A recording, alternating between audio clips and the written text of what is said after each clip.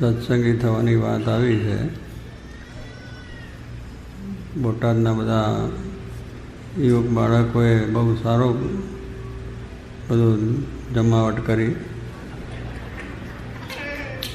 બધા લારીઓ બે બાજુ રાખીને એકદમ એવા ઊભા તો ના ખેંચાવું એ પણ ખેંચાઈ જાય અંદર. આ બધું દેખાદેખ છે કે આ બધા ખાય તો આપણે ખાઈ લઈએ. એટલે એવી કેટલીક વસ્તુઓ છે આપણે જાણીએ છીએ, સમજીએ છીએ, છતાં એ આસક્તિ આપણે મૂકી શકતા નથી. કારણ કે જીવમાં દેવું દૃઢ થઈ ગયું છે. એટલે સત્સંગનો મહિમા કરતા વાર્તા, કીર્તન, ભજન બધું જ કરતા હોઈએ છીએ. છતાં પણ કુસંગના સંગમાં જો રહીએ તો આ બધું પ્રશ્ન થઈ જાય છે. કરત કુસંગ ને ચહત કુશળ એહી બળો અફસોસ. સમુદ્રનો મહિમા ઘટો તે રાવણ વશો પડોશ. રામ ભગવાન વખતની આ વાત છે કે રાવણ છે એ બહુ શુદ્ધ બ્રાહ્મણ હતો. સારું બધું વેદોને જાણતો, મંત્રો જાણતો, વાત કરતો, બધું જ કરતો હતો. કોઈનું લેવાય નહીં, કોઈને દુઃખ અપાય નહીં, કોઈને ત્રાસ અપાય નહીં. આ બધું શાસ્ત્રોમાં લખેલું જ છે. આપણે જાણીએ છીએ, સમજીએ છીએ, કોઈનું કંઈ પણ ના થાય.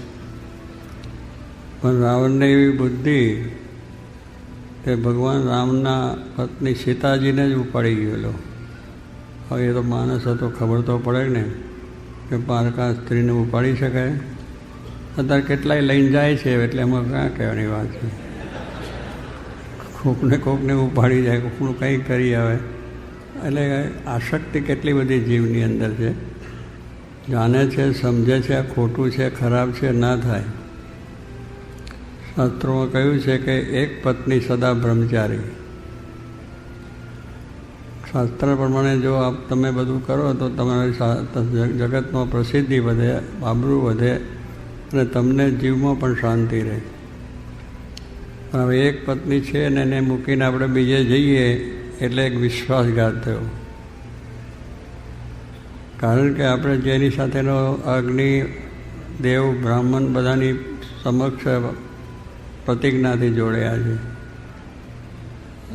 આ જે લગ્ન વિવાહ પ્રસંગ છે એ પણ એક આપણો સંસ્કાર છે કે આ રીતે આપણે જેના સાથે જોડાયા છે એને મૂકીને બીજા મન જવું ન જોઈએ. પણ આજનું એ વાતાવરણ એવું છે કે એ મૂકીને બીજા બધા ચાલ્યા જાય ને એમાં કેટલું દુઃખી થાય છે. બધા પ્રશ્નો છે ને આપણે આવે છે પ્રશ્નો સાંભળીએ છીએ. પણ કહેવાનું શું કે આવું બધું જાણવા છતાં થાય છે એટલે આપણને અશાંતિ રહ્યા જ કરે છે. ભગવાનની ઈચ્છાથી શાસ્ત્રની રીતે, શાસ્ત્રવિધિ પ્રમાણે બ્રાહ્મણ અગ્નિની સાનિધ્યમાં, બધા વડીલોની સાનિધ્યની અંદર આપણે જ્યારે પાણી ગ્રહણ કર્યું છે એટલે વિવાહ પ્રસંગ થયો છે, તો પછી એ વસ્તુને મૂકીને બીજે જવાનો વિચાર હોવો જોઈએ નહીં. એકબીજાનો વિશ્વાસઘાત છે. જ્યારે પ્રતિજ્ઞાથી આપણે એકબીજાને જોડે જ્યારે ધંધો કરીએ છીએ, બહુ વિશ્વાસથી આપણે એકબીજાની પ્રતિજ્ઞા કરીને કરીએ છીએ, પણ એમાંય વિશ્વાસઘાત થાય છે. એટલે માણસને કહેવું કે હજુ આસક્તિઓ અંદર પડી છે ને એ છે, એને લઈને આ બધું થાય છે. પણ ગમે તે એક વિશ્વાસથી એક આપણે બોલ્યા, રઘુકુળ રીત ચલી આવી, પ્રાણ જાય और વચન ન જાય, એ આખી કુળ રીતિ હતી. તે રઘુ રામ ભગવાનનું કુળ બધા ચાલે. તો કહેવાનું શું છે કે આપણે આવી એક દુનિયાની તુચ્છ જેવી વસ્તુઓ માટે આપણે આવું બધું ખોટું કરીએ છીએ કે આપણા સંસારને છિન્ન ભિન્ન કરી નાખીએ છીએ, સમાજને છિન્ન ભિન્ન કરી નાખીએ છીએ અને અનેક રીતે આપણે ખોટી રીતે વસીને આપણે અનેક જાતના બધું કાર્ય કરીએ છીએ. ભગવાને આપણને શરીર આપ્યું છે, ખાવાનું પણ આપે છે, હાથ પગ આપ્યા છે, પૈસા તમે કમાવો, પોતાની રીતે બધું કરો, લગ્નની પ્રસંગોની વિધિ પણ સારી રીતે થાય છે. પણ બીજે તમે વિચાર ન કરો. અત્યારના પ્રમાણમાં સિરિયલ આવે છે ને ટીવી પણ આવે છે અને બધા ઘણા એવા આવે છે. આજે એટલો બધો મોહ થઈ ગયો છે કે આપણે બધી આપણી નાતને, જાતને, કુટુંબને, પરિવારને, ખાનદાની બાંધદાની પૈસા ભૂલી ગયા છે અને એમાં આપણે પડ્યા છે. અને એમાં બધું એટલું જ સસલીલ આવે છે કે જે ન કરવાનું પણ આપણે થાય છે. એ જાણીએ છીએ છતાં પડીએ છીએ અને કરીએ છીએ. એટલે આવા બધા કુસંગ કહેવાય. એ કુસંગનો ત્યાગ કરવો જોઈએ. એ જોવાથી જ આપણામાં વિકારો ઉત્પન્ન થાય છે. અંદર પડેલી વસ્તુ છે, તમે જુઓ એટલે તરત વિકાર થાય. એટલે એ આપણે કહીએ છીએ, પણ હવે પશ્ચિમનો વાયરો એવો છે એટલે આ છોકરા પણ એ જ કરવા માંડેલો. એ લારી જોઈને પાનપટ્ટી શું કહેવાય એને, ગુટકા, કેટલા રૂપિયાના ગુટકા ખાધા કેટલા ખાધા.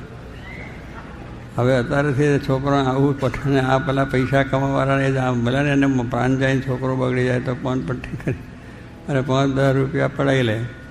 10 રૂપિયાનો થાય એટલે કેવું પણ આગળ લારી ચાલી ખાવાની આસક્તિ ત્યાં કે ગરમ ગરમ ભજીયા, ફર્સ્ટ ક્લાસ ગોટા એકદમ ભરેલા, આમ જોતાની સાથે મન થઈ જાય. દરબારી ગોટા આપણે ગોંડલના દરબારી ગોઠા અમારે ગોંડલમાં બહુ વખણાય છે. ગમે તે હોય તો ત્યાં જ્યાં વગર રહે ને ખાય. પછી જાણીએ છીએ કે આ બધી ખરાબ વસ્તુ છે. અને આપણે સત્સંગી માટે તો મહારાજે લખી જ દીધું, શિક્ષાપત્રી પ્રણય એ સત્સંગી. આપણે શિક્ષાપત્રી વાંચીએ છીએ, દરરોજ વાંચીએ છીએ અને બધું જાણીએ છીએ, છતાં હાથ અગ્નિમાં નાખીએ છીએ. દજાવાનું છે, બળી જવાનું છે, છતાં હાથ નાખીએ મેં અંદર. વાઘની પાસે જાણીએ છીએ કે મરી જવાના તો સિંહ વાઘ ને બધા પાસે જઈએ છીએ. મરવાના ધંધા બીજું કંઈ. એમ મહારાજે આપણને આજ્ઞા કરી છે કે ભાઈ એટલે વસ્તુનો ત્યાગ, એની પાસે જવાય નહીં. સિંહ વાઘ સાપ દુકડા બીપડાથી દૂર છે. ત્યાં જાનપણું આવી જાય છે, એના જવાથી મરી જવાય. પણ આમાં નથી વિચાર આવતો કે આમાં કેમ મરવાનું, ડુંગળી ખાધી તેમાં શું જતું રહ્યું.